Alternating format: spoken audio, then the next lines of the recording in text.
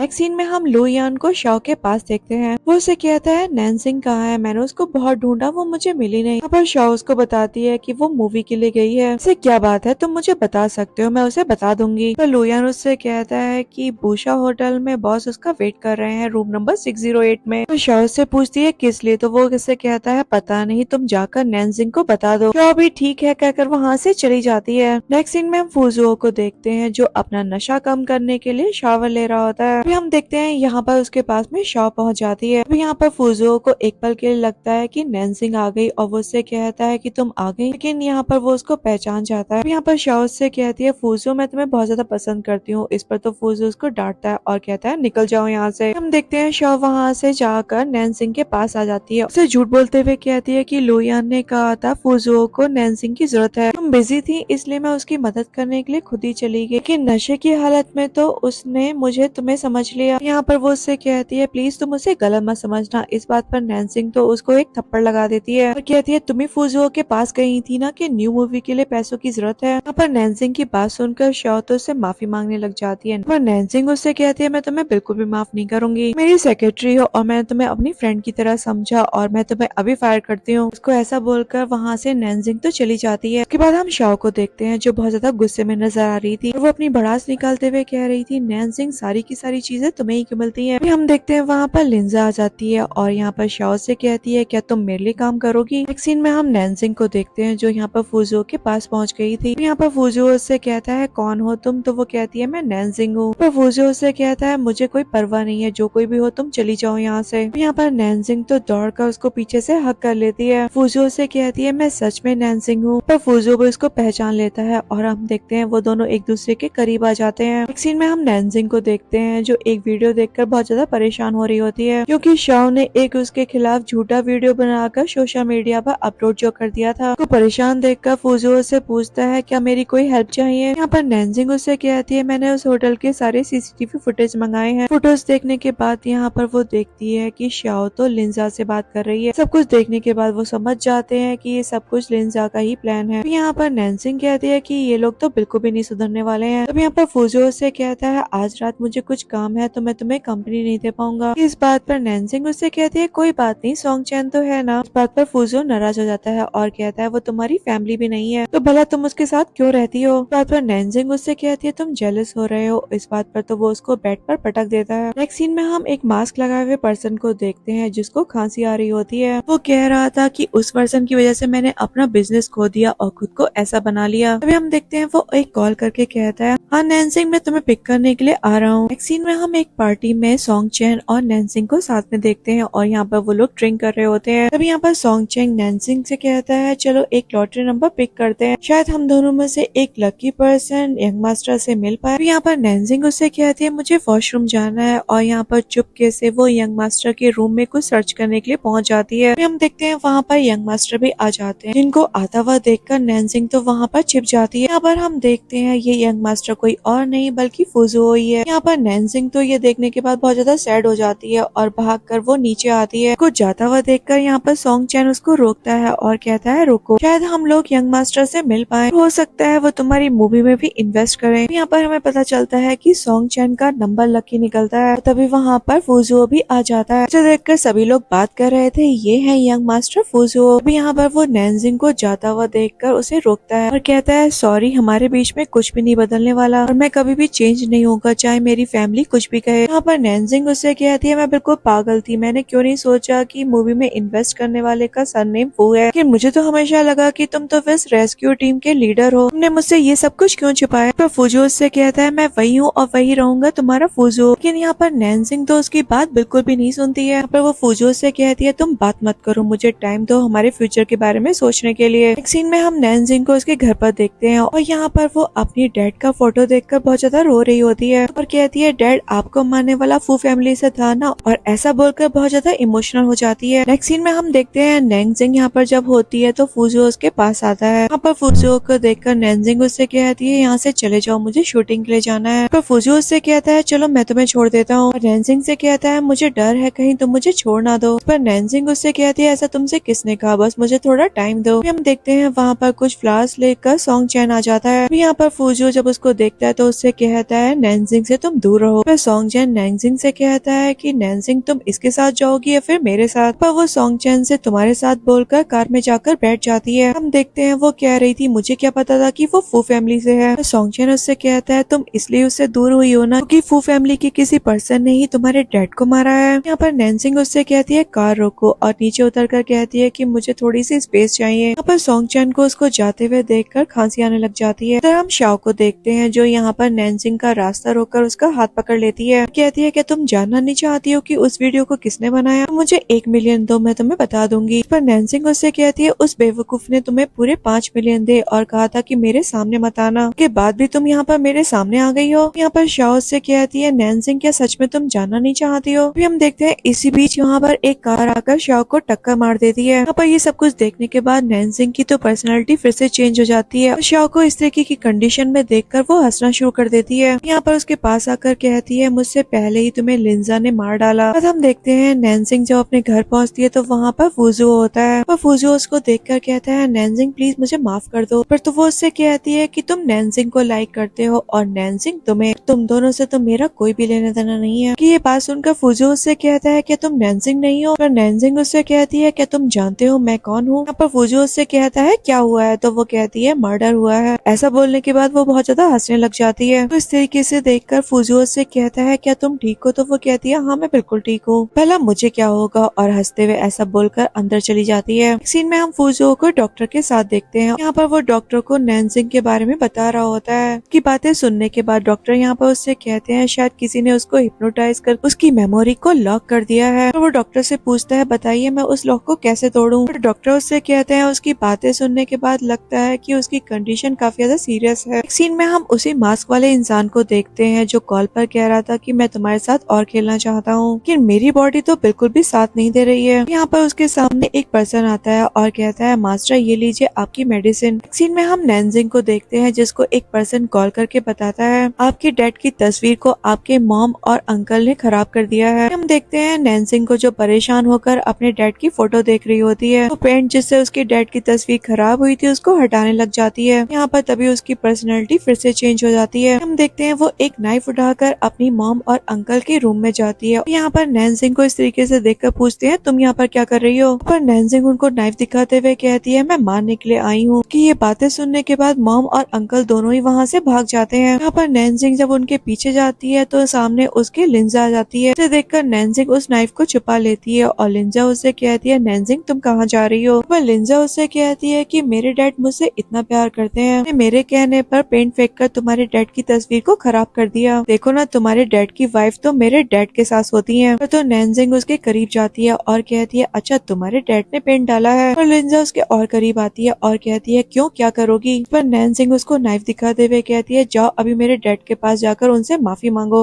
ऐसा बोलने के बाद वो नाइफ तो उसके पेट में घुसा देती है। यहाँ पर हम नैनजिंग को देखते हैं जो यहाँ पर पागलों की तरह हंस रही थी। नेक्स्ट सीन में हम नैनजिंग को पुलिस स्टेशन में देखते हैं। यहाँ पर वो कहती है मैंने उसको मार दिया और उसका बहुत सारा ब्लड भी बहा। तब यहाँ पर वो हंसना शुरू कर देती है और कहती है वो इसी के लायक है। यहाँ पर फूजो उसके पास आ जाता है और वो कहता है नैनजिंग, और वो उससे कहती है दूर हटो। यहाँ पर वो उसको संभालता है और उससे कहता है देखो मैं हूँ फूजो। यहाँ पर नैनजिंग तो उसके गले लगकर रोना शुरू कर देती है। यहाँ पर पुलिस ऑफिसर बताते हैं मेडिकल रिपोर्ट आ गई है आप इसको ले जाओ। नेक्स्ट सीन में हम लिंजा को हॉस्पिटल में देखते हैं। वो कहती है मॉम ये सब कुछ नैनजिंग की वजह से हुआ है और मैं उसको बिल्कुल भी नहीं छोड़ूंगी। सुनने के बाद यहाँ पर मॉम कहती है कि तुम उससे अपना बदला कैसे लोगी। तो लिंजा उससे कहती है मैं उसको ऐसे तो बिल्कुल भी नहीं छोड़ सकती। अभी यहाँ पर उसकी मॉम उसको एक लॉकेट देती है और कहती है कि इसको डायरेक्टर सी मोहन के पास लेकर जाओ और जाकर उनसे कहना कि तुम उनकी बायोलॉजिकल डॉटर हो। अपनी मॉम की ये बात सुनकर वो कहती है ठीक है मॉम मैं बिल्कुल ऐसा ही करूंगी। नेक्स्ट सीन में हम नैनजिंग को हॉस्पिटल में देखते हैं और यहाँ पर फूजो उसके पास में था। पर फूजो डॉक्टर से पूछता है नैनजिंग को क्या हुआ है, उसके ऐसी हालत का जिम्मेदार कौन है, क्या आप बता सकते हैं इसके साथ ऐसा क्यों हो रहा है। पर डॉक्टर उसको समझाते हैं और कहते हैं कि अभी हम कुछ भी नहीं कह सकते। ये बोलकर डॉक्टर वहाँ से चले जाते हैं। उसके बाद फूजो यहाँ पर नैनजिंग को उठाता है, उससे कहता है नैनजिंग कुछ खा लो, तुमने कुछ खाया नहीं है। पर नैनजिंग यहाँ पर उठ जाती है, उससे पूछती है फूजो मैं कहाँ पर हूँ। तो अपनी मॉम और अंकल के रूम में थी, यहाँ पर कैसे आ गई। और ये बोलते बोलते उसके सर में दर्द शुरू हो जाता है। यहाँ पर फूजो उसको संभालता है और कहता है तुम तुम कहीं पर नहीं थी, बस तुम्हारी तबीयत कुछ ठीक नहीं है। पर नैनसिंग कहती है कि मुझे याद आया कि वो लोग मुझे इंजेक्शन लगा रहे थे और डरने लग जाती है। यहाँ पर फुजू उसको फिर से संभालता है और उससे कहता है डरो मत, मैं हूँ ना तुम्हारे पास, वो बस एक सपना था, तुम प्लीज शांत हो जाओ। यहाँ पर फुजू को एक कॉल आता है, उसे कहा जाता है कि नैनसिंग उससे कहती है कि तुम जाओ, मैं बिल्कुल ठीक हूँ, मेरी फिक्र मत करो। पर फुजू उससे कहता है ठीक है, मैं जल्दी लौट कर आता हूँ। यहाँ पर उसके फोरहेड पर किस करके वहाँ से चला जाता है। कि जाने के बाद यहाँ पर नैनसिंग के पास वही मास्क वाला पर्सन आता है, जिसे देखकर नैनसिंग तो डर जाती है। घबराते हुए उससे पूछती है कौन हो तुम। इस पर वो कहता है मैं तुम्हारा फियांसे हूँ। इस पर वो कहती है कौन फियांसे। पर वो हंसना शुरू कर देता है और कहता है मैं तो भूल गया कि तुम तो अपनी मेमोरी खो देती हो, चलो मैं तुम्हें याद दिला देता हूँ। और ये बोलकर उसको हिप्नोटाइज करने लग जाता है। यहाँ पर नैनसिंग जब बेहोश हो जाती है तो उठाकर अपने साथ उसको ले जाता है। यहाँ पर हम नैनसिंग को देखते हैं जो सपना देख रही थी कि उसके डैड दुनिया छोड़कर चले गए और वो रो रही है। वो ये भी देख रही थी कि वो फुजू से कह रही थी कि वो बिल्कुल भी अच्छी नहीं है और फुजू से कह रहा था नहीं तुम बहुत अच्छी हो। वो देखती है कि उसकी मॉम और अंकल दोनों साथ में बात कर रहे होते हैं। लोग बात कर रहे थे कि नैनसिंग को वैन के हाथ भेज देते हैं, बहुत सारे पैसे मिलेंगे हमें उसके। उनकी ये सारी बातें तो नैनसिंग पीछे खड़े होकर सुन रही होती है। अभी यहाँ पर वैन उसके पास आता है जिससे वो भाग रही होती है। पर उससे कहता है तुम मुझसे कहाँ भाग रही हो, तुम्हें पता नहीं है, तुम्हारी मॉम ने तो मुझे भेज दिया है। और यहाँ पर वो उससे दूर होते हुए पानी में गिर जाती है। और ये सपना देखते हुए यहाँ पर नैनसिंग तो एकदम से उठ जाती है। तो हम फुजू को हॉस्पिटल में देखते हैं। यहाँ पर वो देखता है कि नैनसिंग नहीं है और तभी वो उसको कॉल करता है कि नैनसिंग का फोन तो स्विच ऑफ आ रहा होता है। तो हम नैनसिंग को देखते हैं जो सपना देखने के बाद बहुत ज्यादा डरी होती है। तो यहाँ पर वो कह रही थी प्लीज डोर को खोलो। तो यहाँ पर वो डर कर तो एकदम पागल जैसे हो जाती है। हम देखते हैं वो मास्क वाला पर्सन उसके लिए खाना लेकर आता है। तो देखकर नैनसिंग पूछती है कौन हो तुम। तो वो उससे कहता है जरा ध्यान से देखो और उसको खाना खिलाने लग जाता है। इस पर तो नैनसिंग उस खाने को फेंक देती है। यहाँ पर नैनसिंग तो बहुत ज्यादा घबरा रही होती है। यहाँ पर उसकी हालत देखकर नैनसिंग को वो हक कर लेता है। उसको ऐसे हाल में देखकर वो बहुत ज्यादा खुश हो रहा था। एक सीन में हम फुजू को देखते हैं जो वहीं पर पहुंच गया था और वो मास्क वाला पर्सन तो कोई पूजा कर रहा था। यहाँ पर फुजू उससे पूछता है बताओ नैनसिंग कहाँ पर है। तभी यहाँ पर वो फुजू के सामने अपना मास्क हटाता है और वो कोई और नहीं बल्कि सोंगचैन होता है। पर वो फुजू से कहता है तुमने आने में बहुत ज्यादा लेट कर दिया, पूरी रात गुजर गई। पर सोंगचैन को इस तरीके से देखकर उससे कहता है ये तुम हो। नैनसिंग तो तुम पर कितना ज्यादा ट्रस्ट करती थी। पर सोंगचैन कहता है अरे वो तो बिल्कुल इनोसेंट है, लेकिन तुमने उसको बिल्कुल पागल बना दिया। पर फुजू जब उसको पाने लग जाता है तो सोंगचैन उससे कहता है अरे जरा रुक जाओ, अगर तुम ऐसा करोगे तो यहाँ पर नैनसिंग को देख भी नहीं पाओगे। यहाँ पर फुजू उससे कहता है आओ जरा बैठो। और यहाँ पर फुजू उससे कहता है तुम ऐसा क्यों कर रहे हो। यहाँ पर सोंगचैन उससे कहता है क्योंकि तुम वो इंसान हो जिससे मैं बचपन से हेट करता हूँ। इस बात पर फुजू उससे कहता है मैं तुम्हें बचपन से नहीं जानता हूँ और न ही तुमसे कभी पहले मिला हूँ। यहाँ पर सोंगचैन उसको एक फोटो दिखाता है और कहता है देखो इस वुमेन और बच्चे को। मैं 10 साल का था तो मेरी ग्रैंड मॉम की तबीयत खराब थी। तब मैं और मेरी मॉम तुम्हारे डैड के सामने गिड़गिड़ा कर हेल्प मांग रहे थे कि उन्होंने तो हमारी हेल्प करने से इनकार कर दिया था। इस बात पर फुजू उससे कहता है अच्छा तो वो तुम थे। पर सोंगचैन उससे कहता है आगे तो सुनो क्या हुआ। कहता है मेरी ग्रैंड मॉम तो इलनेस से मर गई। उसके बाद जरूरतों को पूरा करने के लिए मेरी मॉम को नाइट क्लब जाना पड़ा। उसके बाद तुम पैदा हुए। तुम्हारे आने के बाद मेरी मॉम तुम्हें प्यार करती और मुझे पीटती। तुम्हारे डैड ने भी कभी मुझे कुछ नहीं समझा। इस बात पर फुजू कहता है इस सब में मेरी क्या गलती। पर तो सोंगचैन एकदम गुस्सा हो जाता है और कहता है क्योंकि ये सब कुछ तुम्हारी वजह से हुआ है। आज तुम जिससे प्यार करते हो उसके लिए हेल्पलेस हो। इस बात पर फुजू उससे कहता है तुम्हें मुझसे क्या चाहिए। यहाँ पर सोंगचैन उससे कहता है मेरे सामने नील डाउन हो जाओ और मुझसे भीख मांगो,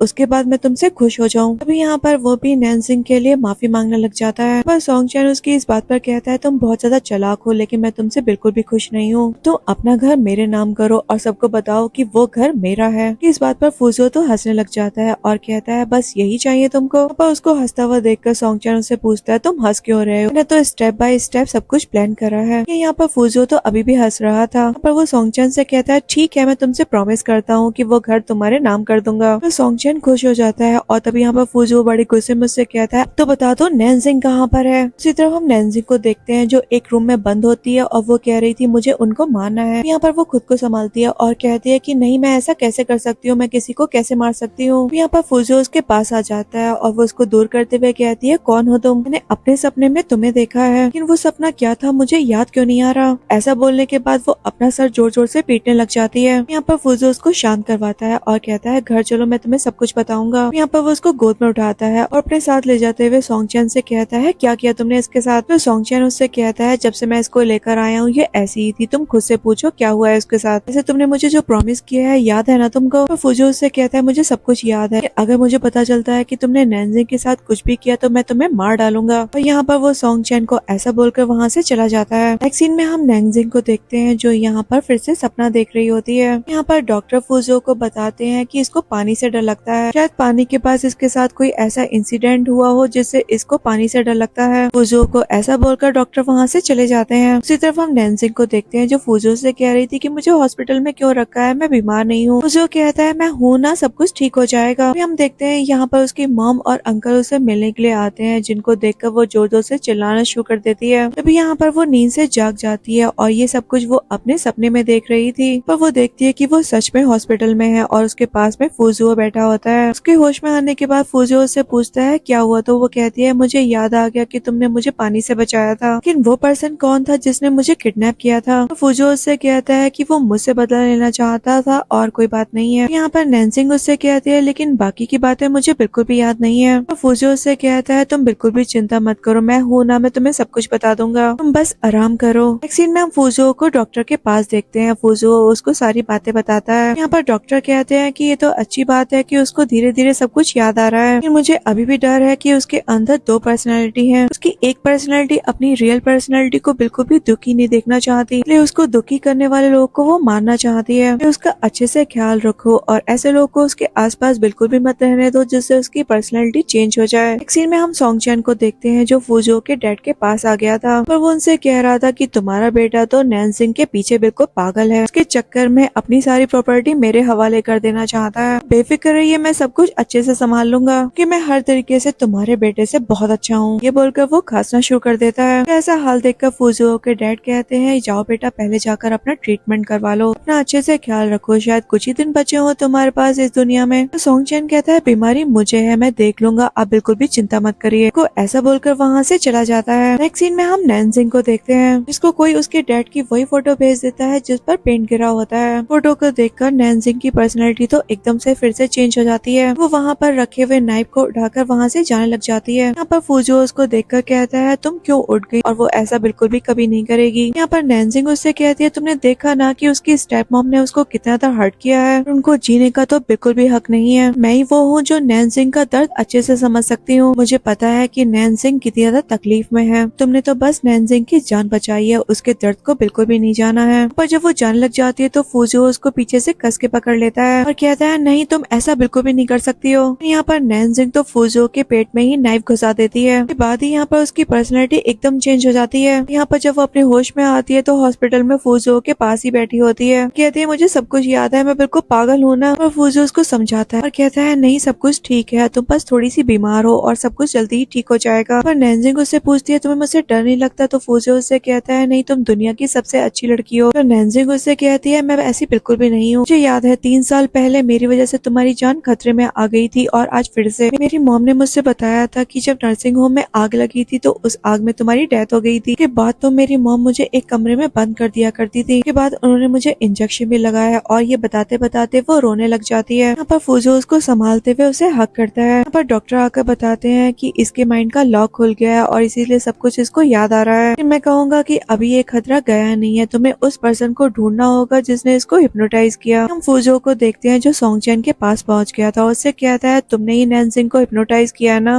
मैं चाहता हूँ। तो फूजुओ उससे कहता है तुम बिल्कुल पागल हो चुके हो। यहाँ पर सोंग चैन उससे कहता है सारी लाइफ तुम उसको बचाते रहोगे और तुम देखना लास्ट में मैं उससे शादी करूंगा, तुम तो बस देखते रह जाओगे। यहाँ पर सोंग चैन के दिमाग में चल रहा था कि नैनजिंग तो मेरी गोद में बैठी है। यहाँ पर नैनजिंग की मॉम अनाउंस कर रही है कि नैनजिंग की शादी तो सोंग चैन से होगी। तब यहाँ पर फूजुओ उससे कहता है कि तुम उसका इस्तेमाल नहीं कर सकते हो। सोंग चैन उससे कहता है मैं तो बस तुम्हें तड़पता हुआ देखना चाहता हूँ। यहाँ पर फूजुओ तो इस बात पर उसको एक तमाचा लगा देता है। यहाँ पर सोंग चैन अपनी मॉम की फोटो देखने लग जाता है और कहता है मॉम आपने देखा, आप तो कहती थी कि फूजुओ दुनिया का सबसे अच्छा बेटा है, लेकिन देखिए ना वो अपने हाथ को कंट्रोल नहीं कर पाया। और फूजुओ उससे कहता है आखिरकार तुम्हें चाहिए क्या, ऐसा क्या करूँ जिससे तुम नैनजिंग को अनहिप्नोटाइज कर दो। यहाँ पर सोंग चैन उससे कहता है मैंने सुना है कि मिशन में तुम्हारी एक किडनी खराब हो गई थी, बस तुम्हारे पास एक ही किडनी बची है, वो तुम मुझे दे दो ताकि मैं जिंदा रह पाऊँ। फूजुओ कहता है हाँ ठीक है, मैं तुमसे प्रॉमिस करता हूँ। इस बात पर सोंग चैन उससे कहता है तुम बिल्कुल पागल हो गए हो, तुम्हारे मर जाने के बाद नैनजिंग से कोई और शादी कर लेगा, उसके बाद तुम्हें दर्द नहीं होगा क्या। पर फूजुओ उससे कहता है मैं नैनजिंग के लिए कुछ भी बर्दाश्त कर सकता हूँ। सीन में हम फूजुओ को नैनजिंग के पास देखते हैं और यहाँ पर वो उसे बड़े प्यार से कहता है अगर तुम्हें किसी भी चीज की जरूरत हो तो तुम डॉक्टर से बात कर लेना। तो यहाँ पर उसको एक क्रेडिट कार्ड देते हुए कहता है अगर तुम्हें कुछ भी जरूरत हो तो तुम इससे ले लेना। इस बात पर वो उससे कहती है क्यों, कहाँ जा रहे हो तुम और इस तरीके से तुम मुझे डरा रहे हो। तो उसको बताता है मैं एक मिशन पर जा रहा हूँ। पर नैन्सिंग उससे पूछती है क्या वो मिशन खतरनाक है। तो फूजो कहता है नहीं, लेकिन मैं कुछ दिन नहीं रह पाऊंगा ना तुम्हारा ख्याल रखने के लिए। तो नैन्सिंग भी कहती है ठीक है। फिर सीन में हम नैन्सिंग को सोंगचेन के पास देखते हैं और यहाँ पर वो उसको देखकर कहता है तुम बहुत दिनों बाद आई हो, क्या तुमने मुझे मिस किया। यहाँ पर नैन्सिंग उसके शर्ट के बटन को नोटिस करती है और कहती है तुमने मेरे डैड को मारा है। पर सोंगचेन उससे कहता है नहीं, मैंने तो उनको बचाया है, मैं तो गुड मैन हूँ ना। तो उससे कहती है क्या बकवास कर रहे हो, मुझे तुम्हारी कोई भी बात समझ में नहीं आ रही है। तो सोंगचेन उससे कहता है चल मैं तुम्हें आज सब कुछ बता ही देता हूँ। तुम्हें याद है ना तुम्हारे अंकल के ऊपर कितना सारा कर्जा था और उनको डर था कहीं तुम्हारे डैड मिस्टर यन को सब कुछ सच बता ना दे। तुम्हारे अंकल ने ही तुम्हारे डैड की कार के ब्रेक फेल कर दिए थे, इस वजह से ही तुम्हारे डैड की कार का एक्सीडेंट हो गया। लेकिन वो तो उस एक्सीडेंट से बच गए थे और उन्हें देखकर मुझे बहुत ज्यादा पेन हो रहा था, तो मैंने उन्हें पूरा ही मार दिया ताकि उन्हें दर्द न हो। ये बात सुनकर नैन्सिंग उससे कहती है बिल्कुल पागल हो तुम, आखिरकार मेरे डैड ने तुम्हारा क्या बिगाड़ा था। पर सोंगचेन उससे कहता है तुम और फूजो बिल्कुल एक जैसे हो, बिल्कुल एक जैसे सवाल करते हो कि तुम मेरे बहुत ज्यादा काम आई और मैं तुम्हें बताता हूँ कि मैं कितना बड़ा पागल हूँ। एक मैडमैन जो करता है उसका कोई भी रीजन नहीं होता है। ये सब कुछ करने पर तो मुझे बहुत ज्यादा मजा आ रहा है, के साथ साथ फूजो को पेन में देखने में। और फूजो तो मुझसे ज्यादा पागल है, तुम्हारे प्यार में एक आखिरी बची हुई किडनी भी मुझे देने वाला है। पर नैन्सिंग उससे कहती है इस सब में फूजो की क्या गलती है। इस पर सोंगचेन कहता है जब से वो पैदा हुआ है सबने मुझे ही डांटा, अगर वो इस दुनिया में नहीं आया होता तो ये सब कुछ मेरा होता। पर नैन्सिंग कहती है कि फूजो ने तो इन सारी चीजों की तो कभी केयर ही नहीं की, वो तो कभी भी रिच मैन नहीं बनना चाहता था, इसीलिए तो उसने रेस्क्यू टीम को ज्वाइन किया अपने काम से वो लोगों की लाइफ को बचा सके। तो सोंगचेन उससे कहता है तुम कहना चाहती हो कि मैं ही लालची हूँ और उससे माफी मांगू। फिर नैन्सिंग कहती है इसकी कोई जरूरत नहीं है, क्या तुम्हें वो दिन याद है जिस दिन आग लगी थी, दिन फूजो ने सिर्फ मुझे ही नहीं बचाया बल्कि तुम्हें भी बचाया था। यहाँ पर हमें फ्लैशबैक दिखाया जाता है जहाँ पर सोंगचेन फूजो से लड़ रहा होता है, फिर वहाँ पर बहुत बड़ा डंडा करता है और यहाँ पर फूजो सोंगचेन को साइड करके उसे बचा लेता है। पर सोंगचेन को लगता है कि फूजो ने धक्का दिया मुझे मारने के लिए, यही सोचते हुए वो फूजो का सर तो जमीन से लगा देता है। प्रेजेंट में नैन्सिंग यहाँ पर सोंगचेन को बताती है कि मैं उस दिन पूरी तरीके से बेहोश नहीं थी, मैंने देखा था, फूजो ने तुम्हें धक्का देकर बचाया था। सोंगचेन कहता है तुम मुझे बेवकूफ समझती हो क्या, तुम जो कहोगी मैं वो मान लूंगा। पर नैन्सिंग उससे कहती है जरा ध्यान से सोचो, उस दिन तुम्हारी जान बचाई थी और उसकी किडनी भी खराब हो गई, आज तुम उसकी एक बची हुई किडनी भी लेना चाहते हो। सोंगचेन उससे कहता है तुम चुप हो जाओ, वो मेरी जान कैसे बचा सकता है, तो बहुत बुरा है, उसने मेरे साथ बहुत बुरा किया है। तो नैन्सिंग उससे कहती है तुम खुद सोचो उसने क्या बुरा किया है तुम्हारे साथ, उसने ना ही तुम्हारे साथ कभी कुछ बुरा किया और ना ही तुमसे कभी कुछ मांगा और ना ही तुम्हारा कभी कुछ छीना। 3 साल पहले तो उसने तुम्हारी जान बचाई थी और आज भी वो तुम्हें अपनी किडनी देना चाहता है, तो तुम्हें खुद सोचना चाहिए कि वो तुम्हारा कितना अच्छा भाई है। यहाँ पर सोंगचेन उससे कहता है तुम चुप हो जाओ, मैं जानता हूँ कि वो कैसा इंसान है। पर नैन्सिंग बिल्कुल भी चुप नहीं होती और कहती है तुम्हें तो अपनी हरकतों पर चुल्लू भर पानी में डूब मर जाना चाहिए। तो यहाँ पर वो उसको हिप्नोटाइज करके बेहोश कर देता है और खुद भी सोच में डूब जाता है। वहाँ पर फूजो भी आ जाता है और सोंगचेन का कॉलर पकड़ के कहता है मैंने तुम्हें वार्न किया था कि नैन्सिंग से दूर रहना। पर सोंगचेन जब कहता है वो बिल्कुल ठीक है तो फूजो उससे कहता है तो वो बेहोश क्यों है। तो सोंगचेन उससे कहता है वो मुझे बताने आई थी कि 3 साल पहले तुमने मेरी जान बचाई थी। तो फूजो कहता है मैं रेस्क्यू टीम का लीडर हूँ और मेरी ड्यूटी है लोगों की जान बचाना। पर सोंगचेन कहता है तुमने मेरी जान क्यों ही बचाई, अब मैं क्या करूँ तुम्हारे लिए। हम देखते हैं यहाँ पर वो नैन्सिंग को गोद में उठा लेता है और कहता है मेरे लिए तुम्हें कुछ भी करने की कोई जरूरत नहीं है, तुम बस नैन्सिंग से दूर रहना। यहाँ पर सोंगचेन कहता है नैन्सिंग कह रही थी मैंने चाहे तुम्हारे साथ कुछ भी किया हो तुम मेरी जान फिर भी बचाओगे। पर फूजो कहता है क्योंकि तुम भी फू फैमिली के मेंबर हो और ये बोलकर वहाँ से चला जाता है। उसके जाने के बाद सोंगचेन तो बहुत ज्यादा सैड हो जाता है, मैंने ये सब कुछ क्या कर दिया, और यहाँ पर चाकू उठाकर खुद को मार देता है। सीन में हम नैन्सिंग को देखते हैं जिसको एक सपना आ रहा होता है और वो देखती है कि मिरर में उसकी दूसरी पर्सनैलिटी है। पर नैन्सिंग उससे कहती है कि तुम मेरे साथ ऐसा क्यों कर रही हो। तो उसकी दूसरी पर्सनैलिटी कहती है क्योंकि तुम्हारी मेमोरीज तो बहुत ज्यादा खराब थी इसीलिए मैं सब कुछ कर रही थी। पर जब वो उसके पास आने लग जाती है तो नैन्सिंग कहती है मेरे पास मत आओ। यहाँ पर दूसरी पर्सनैलिटी कहती है डरो मत, मैं अब तुमसे दूर जा रही हूँ क्योंकि अफूजो तुम्हारे पास है और वो तुमसे बहुत ज्यादा प्यार करता है, मेरे जाने के बाद वो तुम्हें प्रोटेक्ट करेगा। यहाँ पर मिरर में उसकी बैड पर्सनैलिटी की जगह पर उसकी अच्छी वाली पर्सनैलिटी आ जाती है। उसके बाद हम देखते हैं नैन्सिंग को भी होश आ जाता है। पर फूजो उसके पास होता है, उससे पूछता है तुम ठीक तो हो ना, फिर से तुम्हें कोई डरावना सपना आया। तो वो कहती है हाँ मेरी बैड पर्सनैलिटी मुझसे कह रही थी कि अब वो जा रही है। इस बात पर फूजो कहता है क्या सच में। जो वो कहती है हाँ, तो फूजो कहता है वो इसलिए क्योंकि वो तुमसे बहुत ज्यादा प्यार करती है। यहाँ पर डॉक्टर नैन्सिंग से कहते हैं ये कुछ क्वेश्चन है इनका तुम आंसर दो। जवाब देने के बाद यहाँ पर डॉक्टर कहते हैं अब सब कुछ ठीक है लेकिन इसको बीच बीच में हॉस्पिटल लाते रहना। डॉक्टर की बात सुनकर फूजू तो बहुत ज्यादा खुश हो जाता है और यहाँ पर नैनसिंग भी उसको हक कर लेती है और कहती है मुझे बाकी लोगों को सबक सिखाने के लिए जाना है, क्या तुम भी मेरे साथ चलोगे? इस बात के लिए फूजू भी हाँ बोल देता है। हम नैनसिंग को उसके अंकल के पास देखते हैं और यहाँ पर वो उसको एक थप्पड़ लगा देती है, पर अंकल तो नैनसिंग को मारने ही वाले थे। तभी यहाँ पर फूजू आकर उनको मारने लग जाता है, पर अंकल उससे कह रहे थे मैं तुम्हारा अंकल हूँ, तो मेरे साथ ऐसा कैसे कर सकती हो? पर नैनसिंग उससे कहती है तुमने मेरे डैड को मार डाला और तुम मेरे अंकल कैसे हो सकते हो? पर अंकल तो अपनी सफाई देने लग जाते हैं कि उनकी कार को तो किसी और ने हिट किया था। नैनसिंग कहती है कि हाँ दूसरे इंसान ने हिट किया था, लेकिन पहले से तो तुमने उनके कार के ब्रेक फेल करवाए थे। पर वो उनको मारने वाली होती है, तभी फूजू उसको रोक लेता है। तो कहता है तुम शांत हो जाओ, पुलिस उनको अच्छे से देख लेगी। नैनसिंग तो परेशान हो रही थी कि मेरे डैड के भाई थे और अपने भाई को कोई कैसे मार सकता है। यहाँ पर फूजू नैनसिंग को संभालता है और कहता है तुम बिल्कुल भी चिंता मत करो, तुम्हारे डैड हेवन में खुश होंगे। नेक्स्ट सीन में हम नैनसिंग की मॉम को देखते हैं जो यहाँ पर सीमोन के घर पर आई थी लिंजो से मिलने के लिए, और वो उसको सब कुछ बताती है कि तुम्हारे डैड के साथ में क्या हुआ और अब वो जेल में है। दोनों को बात करता हुआ देखकर सीमोन की वाइफ देख लेती है और यहाँ पर उनका वीडियो भी बना लेती है। पर लिंजा की मॉम उससे कहती है तुम यहीं पर रहो, आगे हमारी फैमिली अगर बैंकरप्ट होती है तो यहाँ पर तुम्हारा रहना काम आएगा। लिंजा कहती है मैं नैनसिंग को बिल्कुल भी नहीं छोड़ूंगी, उसी की वजह से मेरे डैड अब जेल में है। सीन में हम फूजो और नैनसिंग को खाना खाते हुए देखते हैं और यहाँ पर नैनसिंग उससे कह रही थी तुम तो अपने काम पर चले जाते हो, मैं यहाँ पर घर पर बिल्कुल बोर होती रहती हूँ। डॉक्टर ने बोला है मैं बिल्कुल ठीक हूँ और मुझे भी बाहर जाना है। पर फूजो कहता है तुम ठीक हो लेकिन तुम घर पर ही रहो। पर नैनसिंग कहती है तुमने तो कहा था कि तुम मेरे कैरियर में मेरा साथ दोगे, अब तुम मेरे साथ में ऐसा क्यों कर रहे हो? यहाँ पर फूजो उसकी मॉम की एक वीडियो दिखाता है जहाँ पर उसकी मॉम कह रही थी नैनसिंग की 2 पर्सनैलिटी है और उसकी एक पर्सनैलिटी तो बहुत ज्यादा डेंजरस है, इसी के चलते उसने अपने डैड को ही मार डाला था।